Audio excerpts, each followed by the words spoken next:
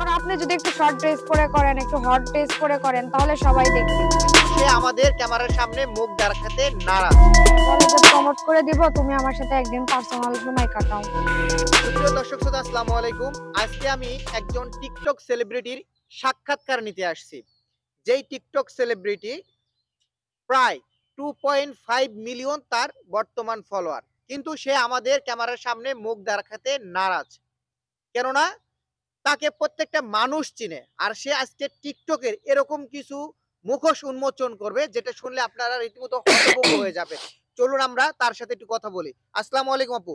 হ্যাঁ, ওয়ালাইকুম আসসালাম। আসসালামু আলাইকুম। ওয়ালাইকুম আসসালাম। কেমন আছেন আপনি?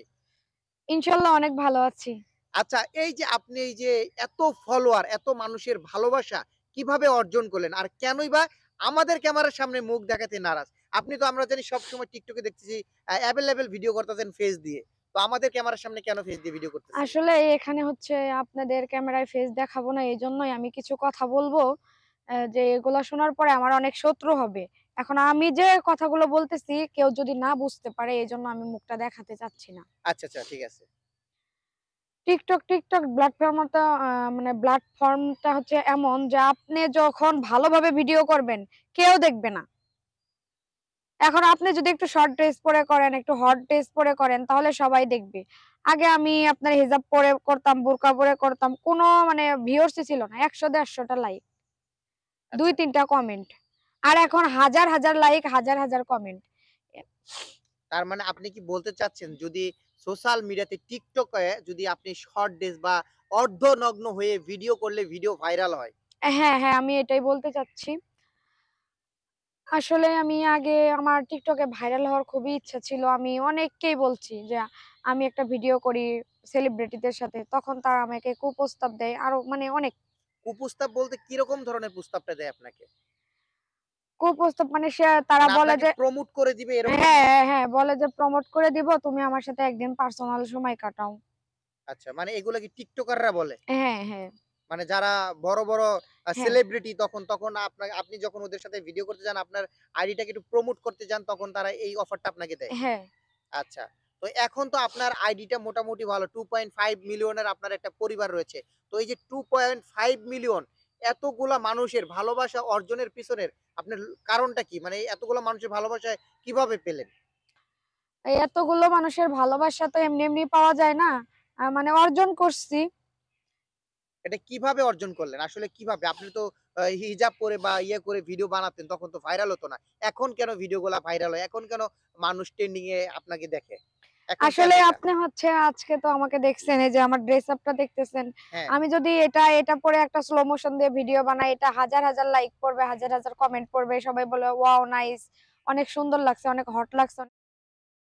আর আমি যদি বোরকা পরে ভিডিও করি কেউ দেখবেই না, কোনো ভিউয়ার্সই হবে না। আচ্ছা।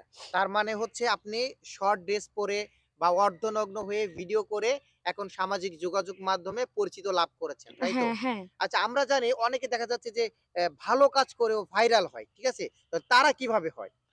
আসলেই তারা যে ভালো মানে ভালো কাজ করে, উপরে ভালো করে, কিন্তু ওই যে সেলিব্রিটি তাদের সাথে ঠিকই পার্সোনাল সময় কাটায়। আচ্ছা। তার মানে আপনি বলতে চাচ্ছেন যারা কিনা এই প্ল্যাটফর্মে যে উপর লেভেলে যেতে হলে পার্সোনাল সময় যারা বড় টিকটকার বা বড় ইউটিউবার আছে তাদের সাথে সময় কাটাতে হবে, তাই হ্যাঁ, তো? অবশ্যই কাটাতে হবে। তাছাড়া কেউ কখনো ভাইরাল হতে পারবে না।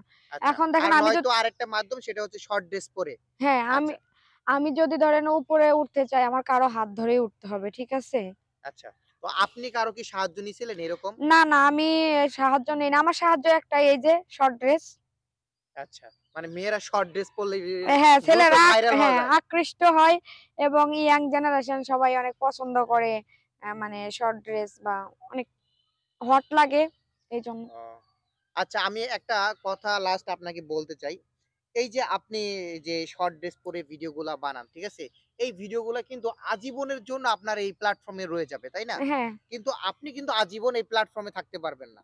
না। কেন থাকতে পারবেন না? কারণ আপনারও কিন্তু বয়সটা একদিন আ হয়ে যাবে, আপনারও বিয়ে-শাদী হবে, আপনারও কিন্তু একটা বাচ্চা-কাচ্চা হবে। তখন আপনার বাচ্চা-কাচ্চাকে মানুষজন কি বলবে? "এই তোর মাকে না দেখছি যে হট ড্রেস পরে ভিডিও করতে। তুই তার সন্তান না?" এটা শুনতে তখন কি খারাপ লাগবে না আপনার? আসলে আমরা তো এত কিছু ভেবে ভিডিও করি না, বুঝেন নাই? না, এটা তো ফিউচার, এটা তো মানে বাস্তবে আসবে, আপনার সামনে আসবেই। এই জিনিসগুলো চিন্তা করে কিন্তু আপনার ভিডিও বানানো দরকার আমি মনে করি যেটা। না, তাছাড়াও আমি কিন্তু আমি বলি আমি বিয়েও করব না, আর সন্তানও হবে না। এগুলো আমি ভাবি না। এগুলো প্যারা মাথায় নেই না। আপনি যদি নাও করতে চান, একটা সময় কিন্তু সবারই এই দায়িত্বটা নিতে হয়। এটা বাস্তবতা। এটা আমার বাবা করছে, আমি তার ছেলে আমি করেছি, আমার দাদারাও করেছে। তো এটা বাস্তবতা, এটা করতে হবে। আপনি আজকে হয়তো ভাবছেন যে এটা আমি বিয়ে করব না, আমি সংসার করব না। আমি এইভাবেই সারা জীবন চলে যাবে আমার। কিন্তু আসলে তো এরকম না। আসলে আপনি ঠিক বলছেন। এত কিছু ভাবিনি কখনো। ভাবতে হবে, না ভাবলে হবে। এখন যে আপনি যে এই যে যুব সমাজ আপনার ভিডিও দেখে অনেকে ওয়াশরুমে চলে যায়। আসলে এই যে এরা যেটা বাস্তবতা। আপনার ভিডিও দেখে অনেকে ওয়াশরুমে চলে যায়। ভিডিও বানাইতেছে, "এই কি ভিডিও? ভালো লাগতেছে না।" জাস্ট আমি একটু এক্সপ্রেশন দিলাম, দেওয়ার চেষ্টা করছি। দেন এইসব ভিডিও না বানানো মনে হয় যে ভালো। কারণ যুব সমাজ নষ্ট হোক, এটা আমরা চাই না। আসলে ভাই আপনি কি ২-১ বার গেছেন নাকি? না, না। আমি আমি আমি আমি এটা আপনার কমেন্ট বক্স দেখছি। আমি কমেন্ট বক্স। আপনি ও আবার কমেন্ট গুলো পড়েন কিনা আমি জানি না। আমি কিন্তু সমস্ত কমেন্ট গুলো পড়ে আসছি। অনেক ছেলেরাই কমেন্ট করছে আপনার ভিডিওর নিচে যে, "আপনার ভিডিও দেখে ওয়াশরুম থেকে চলে আসলাম।" মানে এগুলা কেন? আসলে এগুলো শয়তানি করে লেখে আরকি। দুষ্টামি করে লেখে। হ্যাঁ। আসলে আপনার হট ভিডিও বানান তো এইজন্য ছেলেরা ওয়াশরুমে যায় আমার মনে হয়। এটা কোনো হটই না। এর থেকেও তো কত খারাপ ভিডিও আছে সোশ্যাল মিডিয়াতে। আচ্ছা, তো বুঝতে পারছি। এখন হচ্ছে আপনি কি সামনে আরো এই ভিডিওগুলা করবেন নাকি ছেড়ে দিবেন? আমি এখন আর ঐরকম ভাবে ভিডিও করব না। এখন ভালো করার চেষ্টা করব। যেহেতু কাউকে যদি দেখাইতে পারি, ভবিষ্যতে যদি আমার ছেলে-মেয়ে আপনার ভবিষ্যতের কথা চিন্তা করতে হবে। তারপরও আপনি কিন্তু এই প্ল্যাটফর্মে সারা জীবন থাকতে পারবেন না। কারণ এই প্ল্যাটফর্ম হচ্ছে এমন একটা প্ল্যাটফর্ম আপনার মানে যে সময়টা খেয়ে ফেলে। আপনার যেই বয়সটা সেই বয়সটা খেয়ে ফেলবে। কিন্তু আপনাকে কিন্তু আ ই মৃত্যুর স্বাদ গ্রহণ করতে হবে, যেটা বাস্তবতা। ঠিক আছে? একটা সময় আপনি বৃদ্ধ হয়ে যাবেন, আপনার ছেলে সন্তান হবে, আপনি মুরুব্বি হয়ে যাবেন, মারা যাবেন শেষে। ঠিক আছে? কিন্তু এই ভিডিওগুলো প্ল্যাটফর্মে রয়ে যাবে। ততক্ষণ কিন্তু যত জনম এই ভিডিওগুলো আপনার চলবে, তত জনম কিন্তু আপনার সেই পাপের খাতা কিন্তু বন্ধ হবে না। আপনি ভালো কিছু করে যদি কিছু করতে পারেন, আপনি শুরুতে ইসলামিক যে ভিডিওগুলা বানাতেন, সেই ভিডিওগুলো যদি কাজ করতেন তাহলে কিন্তু আপনি মরার পরেও কিন্তু সেই ভালো কাজের সওয়াবটা পাইতেন। কিন্তু এখন কিন্তু ঐরকম পাবেন না। এখন কিন্তু তার হিতে বিপরীত হবে। আচ্ছা ভাই আমার আর এত সময় নাই কথা বলার। আমি চলে যাব বাসায়। তো ভালো থাকেন। এত জ্ঞান ভাল লাগে না। জ্ঞান তো এখানে জ্ঞানের তো কিছু না। যেটা বাস্তবতা সেটা তো মেনে নিতে হবে আপনাকে। অবশ্যই মেনে নিতে হবে কিন্তু মানে এখন আচ্ছা, এই ওইসব এই আমি এই এই ভাবি এই না। এই এই বিষয়গুলো কি আপনার ফ্যামিলিতে মানে সবাই দেখে? ভিডিওগুলো ফ্যামিলিতে দেখে না? হ্যাঁ, সবাই দেখে। আপনার ফ্যামিলিতে কিছু বলে? না, না, না। ফ্যামিলিতেও কিছু বলে না, না? না, না। বাবা একটু মানে রাগ করে কিন্তু সবাই সাপোর্ট করে। মানে সবাই সাপোর্ট করে আপনার হুম, এই ভিডিও করার জন্য? হ্যাঁ। আচ্ছা, দর্শক আপনারা দেখতে পাচ্ছেন যে মেয়ে অশ্লীল ভিডিও করে, বাবা-মা সাপোর্ট করে। কোন না, না যুগে বাবা। আচ্ছা, মা বাবা সা করে না। মা মা, সাপোর্ট করে। বোনেরা, মা ভাই হ্যাঁ, বোনেরা ফ্যামিলি অর্থাৎ সাপোর্ট করে, একমাত্র হ্যাঁ, বাবা ছাড়া। হ্যাঁ। তাহলে কোন মানে ইয়েতে আমরা বসবাস করতেছি? এখানে যে অভিভাবক তার মেয়েকে সামলাবে, সেখানে সে মেয়েকে আর উস্কানি দিচ্ছে যে তুমি এগুলা করো, সমস্যা নাই। মানে এটা কোন জগতে আমরা বসবাস করতেছি? এখন কথা হচ্ছে একটাই